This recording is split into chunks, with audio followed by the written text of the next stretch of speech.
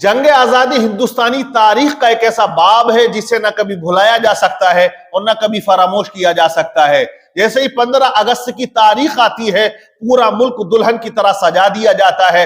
हर तरफ जो है वो खुशी के तराने गाए जाते हैं और हिंदुस्तान के तराने गाए जाते हैं। हिंदू, मुस्लिम, सिख, ईसाई, हर तरफ जो है वो बाहर ही बाहर नजर आती है, क्योंकि 15 अगस्त 1947 को हमारा मुल्क आजाद हुआ। लेकिन मैं यहां अपने मुसलमानों से एक बात कहना चाहता हूं, अपने भाइयों को एक चीज बताना चाहता हूं कि 15 अगस्त का दिन जब आता है तो हमें अपने अकाबिर को याद करना चाहिए। वो उलमा, वो आलिम दीन जिन्होंने इस मुल्क की खातिर अपना तन, मन, धन सब कुछ कुर्बान कर दिया है, उन्हें हमें याद करना चाहिए। क्योंकि देखिए, दूसरे जो लोगों ने कुर्बानी दी है इस मुल्क के लिए, जिन्होंने बड़ी परेशानियां उठाई, उनका तो नाम लिया जाता है, उनकी तारीख को भी बयान किया जाता है। लेकिन हमारे वो आलिम दीन, हमारे वो उलमा जिन्होंने फतवाए जिहाद दिया था, जिन्हें काले पानी की सजा हुई, जिन्हें अंडमान भेज दिया गया, जिनको जो है बड़ा सताया और तड़पाया गया, इस मुल्क की खातिर उन्होंने सब कुछ सहा, लेकिन अपने फतवे को चेंज नहीं किया और उन्होंने ऐलान कर दिया कि ये मुल्क हमारा है, हमें इससे मोहब्बत है, इसकी मिट्टी से, इसकी धरती से हमें प्यार है। तो हमारे जो मुसलमान हैं उन्हें पता नहीं है कि हमारे किन किन उलमा ने, किन किन अकाबिरीन ने जो है अपनी जानों को कुर्बान किया। ना हमारी नए नस्ल को मालूम है और ना ही आने वाली नस्ल को पता चलेगा, क्योंकि जब बताने वाले नहीं होंगे, जब हम इसमें इंटरेस्टिंग नहीं होंगे। लेकिन मैं यहां आपको बताना चाहता हूं कि किस तरह हमारे उलमा हक्का ने इस मुल्क की खातिर सब कुछ कुर्बान कर दिया। इस मुल्क हिंदुस्तान से हर मुसलमान के बच्चे को प्यार है और होना भी चाहिए।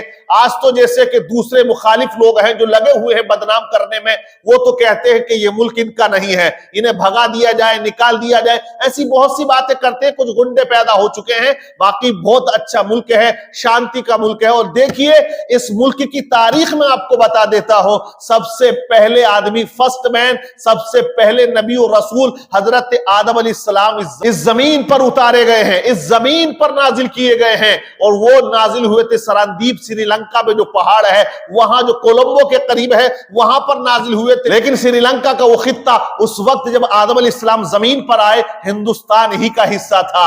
आप देखें कि सबसे पहली नमाज अगर रोए जमीन पर किसी ने पढ़ी है तो वो हिंदुस्तान की जमीन पर पढ़ी गई है। सबसे पहले तौबा आदम अलैहिस्सलाम की यहां कबूल हुई। 300 साल तक हिंदुस्तान की सरजमीन पर आदम अलैहिस्सलाम रोते रहे, रब की बारगाह में तौबा कबूल हुई, नमाज यहां पढ़ी जाती है। यहीं से हजरत आदम अलैहिस्सलाम ने 45 हज किए, 1000 मर्तबा उम्रा किया, आप पैदल जाते थे। तो ये तारीख, ये हिस्ट्री रही है। तो ये वो मुल्क है जहां हजारों साल मुसलमानों ने हुकूमत की है और मुगलों ने हुकूमत की है। लेकिन अंग्रेजों ने जब इस पे कब्जा किया था, मुकम्मल तौर से कब किया? मुकम्मल तौर से 1857 के अंदर उन्होंने कब्जा कर लिया, दिल्ली पे कब्जा कर लिया, पूरे मुल्क पे कब्जा कर लिया। और अंग्रेजों ने जब कब्जा किया ना, उसके बाद उन्होंने 5 कानून बनाए। सबसे पहला कानून ये था कि जितने मदरसे हैं, जितने मदारिस हैं, सबको बंद कर दिया जाए, स्कूल खोले जाएंगे। स्कूल में जो पढ़ाई होगी वो हमारे हिसाब से होगी, हमारा निसाब होगा। आप सब समझ सकते हैं, अंग्रेजों ने निसाब में ईसाइयत को ज्यादा फरोग दिया। मतलब वो ये चाहते थे कि लोग स्कूल पढ़ेंगे, हमारा मजहब कबूल कर लेंगे। पहला कानून उन्होंने ये बनाया। दूसरा कानून बनाया कि मुसलमान खतना नहीं कर सकते हैं। तीसरा कानून बनाया, मुसलमान औरतें पर्दा लगा के बाहर नहीं निकलेंगी, यानी कि हिजाब पर पाबंदी लगाई। और चौथा कानून उन्होंने ये बनाया कि जो किसान अनाज उगाते हैं वो डायरेक्टली कहीं बाजार मार्केट में किसी को फरोख्त नहीं कर सकता है, उसको हमें देना पड़ेगा। मतलब बाजार पर मुकम्मल तरीके से वो चाहते हमारा कंट्रोल हो जाए। कंट्रोल होगा, लोग खाने के लिए सब कुछ करते हैं। जब खाने पे कंट्रोल होगा, भुखमरी होगी, लोग हमारा मजहब कबूल कर लेंगे, हम जो कहेंगे वो करेंगे। पांचवा उसूल उनका ये था, जो गोलियां उन्होंने बनाई ही बंदूक में डालने वाली, उन पर खिंजीर की चर्बी लगाई गई। कुछ गोलियों पर जो है वो गाय की चर्बी लगाई गई। गाय की चर्बी वाले कारतूस जो गोलियां थी वो हिंदुओं को दी जाती थी, और खिंजीर और सूअर वाली जो गोलियां थी वो मुसलमानों को दी जाती थी। अब वो गोली का खुलने का, जब उसका पॉकेट खोला जाता था, जब उस कारतूस को, उस गोली को खोलते थे तो दांत से खोलते थे, तो जिससे वो चर्बी जबान पे लगती थी। तो इस तरह से एक बगावत फैली सैनिकों के अंदर, फौजियों के अंदर। यहां अंग्रेज जो है वो मजबूर कर रहे थे, ये वो कानून थे जो बड़े सख्त बनाए गए थे, आप सब समझ सकते हैं। उस वक्त 1857 में जब कोई कदम बढ़ाने वाला ना था, कोई मतलब आजादी के नाम पे आगे आने वाला ना था, तो सबसे पहले अगर जिहाद का ऐलान किया, जंग आजादी का ऐलान किया, तो वो फजल हक खैराबादी हैं, जिन्होंने दिल्ली की जामा मस्जिद में जुमे के दिन खुतबा दिया और फिर इरशाद फरमाया, वहीं से ऐलान कर दिया कि मुसलमानों तुम पर अब जो है जिहाद करना फर्ज है। आज जैसे लोग कहते हैं ना जिहादी हमें कहते हैं, तो जिहादी का मतलब समझते हो?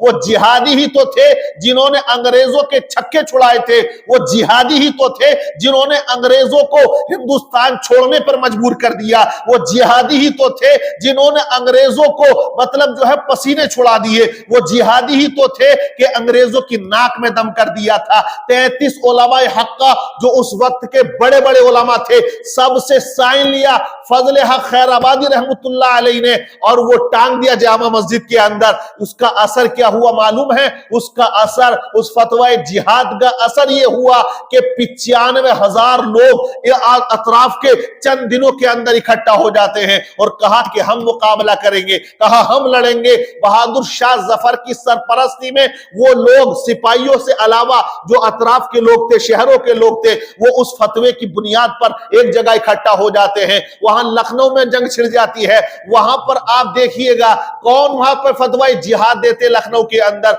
वहां अहमदुल्ला मदरासी खड़े हुए, उन्होंने कहा जिहाद फर्ज है मुसलमानों, इन्होंने तुम्हारी शरीयत पर उंगली उठाई है, ये मुल्क हमारा है। और अंग्रेजों को ये बात याद रखें, अंग्रेजों को सबसे ज्यादा खतरा, सबसे ज्यादा डर अगर किसी का था तो वो मुसलमानों का था, क्योंकि अंग्रेज ये जानता था कि हमने हुकूमत मुसलमानों से छीनी है, हमने ये मुल्क मुसलमानों से छीना है। अगर कोई हमारा मुकाबला करेगा, अगर कोई इस मुल्क के लिए ज्यादा कुर्बानियां देगा, कोई इस मुल्क के लिए लड़ेगा, तो वो मुसलमान होंगे। और हुआ भी यही, मुसलमान ही आगे आए और मुसलमानों ने ही कुर्बानियों को पेश किया। एक मुअर्रिख तारीख में लिखता है 5 लाख मुसलमानों ने उस गदर में, 1857 का गदर था ना, उसमें अपनी कुर्बानियों को पेश किया। हजारों उलमाए हक्का को फांसी के तख्ते पर लटका दिया गया। कोई दरख्त दिल्ली के गिरदो नवा में ऐसा ना था जिस पर किसी ना किसी मुजाहिद की लाश ना लटकी हुई हो, किसी ना किसी इंसान की लाश ना लटकी हुई हो। आप देखें कि चांदनी चौक से लेकर लाहौर तक के अंदर उन्होंने फांसी के तख्ते तैयार कर दिए थे और दरख्तों पर लाशों को लटका दिया था। ये वो लोग थे जिन्होंने बड़ी कुर्बानियां की। आज जिहादी जिहादी कहते हैं ना, तो जिहाद का मतलब हिंदी में योद्धा को कहते हैं, इंग्लिश में फ्रीडम को कहते हैं। तो वो फ्रीडम फाइटर थे जिन्होंने इस मुल्क के लिए अपनी कुर्बानियों को पेश किया। वहां अहमदुल्ला मदरासी ने वहां लखनऊ के अंदर नाक में दम कर दिया। मुरादाबाद के अंदर किफायत अली काफी रहमतुल्लाह अलैहि ने अंग्रेजों की नाक में दम कर दिया, फांसी के तख्ते पे उनको लटका दिया गया। मुरादाबाद के अंदर जब उन्हें फांसी दी जा रही थी, तभी तो उन्होंने वो कलाम लिखा था, कोई गुल बाकी रहेगा ना चमन रह जाएगा, पर रसूलुल्लाह का दीन हसन रह जाएगा। आप देखिएगा ये वो उलमाए हक्का है जिन्होंने तमाम कोशिशें की हैं और आवाम को आगे किया। अंग्रेजों ने समझ लिया ये जो उलमा हैं, ये सरबराह हैं, ये सरदार हैं, ये कायद हैं, अगर इनको हमने कंट्रोल में ले लिया तो ये अवाम भी कंट्रोल में आ जाएगी। इसलिए ज्यादा जुल्म सितम के पहाड़ उलमाए हक्का के ऊपर तोड़े गए, उन्हें काले पानी की सजा दी। फजल हक खैराबादी कौन थे?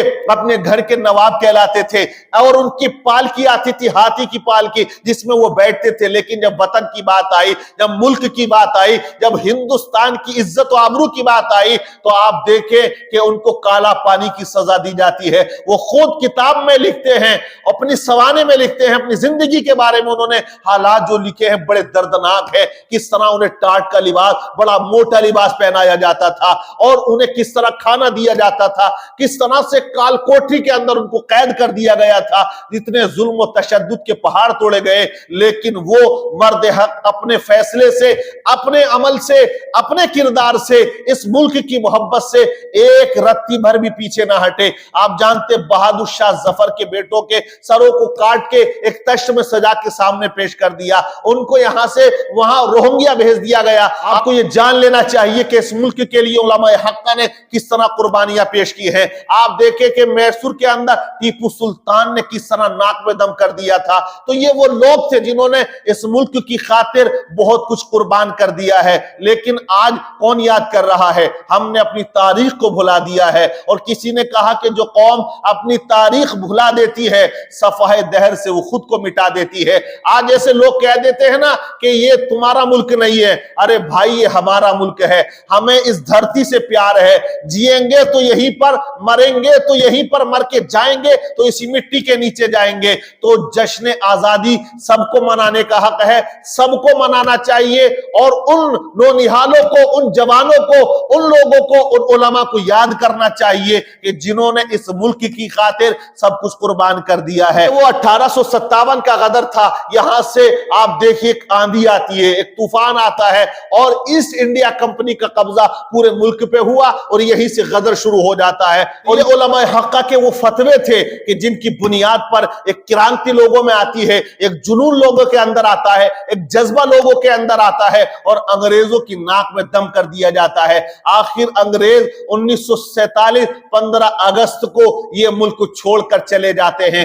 वो मुल्क जिसे मुसलमानों ने सोने की चिड़िया बनाया था, यहां से बहुत सा सोना, बहुत से जवाहरात, बहुत सी दौलत वो लेकर चले गए। लेकिन ये मुल्क हिंदुस्तान आजाद हुआ, जाते जाते उनकी जो पॉलिसी थी, आप जानते हैं उनकी क्या पॉलिसी थी? लड़ाओ और हुकूमत करो। क्योंकि जब 1707 के अंदर औरंगजेब का विसाल हुआ, उनके विसाल के बाद में 5 साल के अंदर ही अंग्रेजों ने यह जान लिया था कि अब इस मुल्क पर कब्जा करना आसान है। क्योंकि अलग अलग रियासतें बढ़ गई।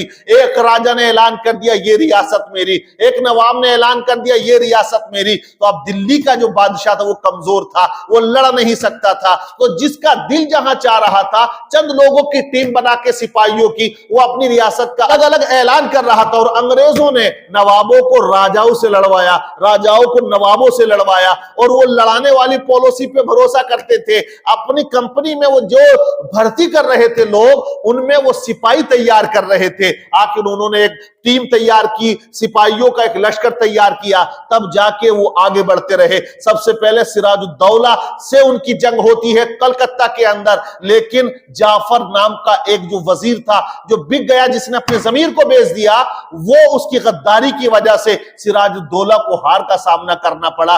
बहादुर शाह जफर को अगर शिकस्त मिली है तो सगे साले की बुनियाद पर, क्योंकि सगे साले ने गद्दारी करी, अंग्रेजों से मिल गया, इसलिए उनको शिकस्त का सामना करना पड़ा।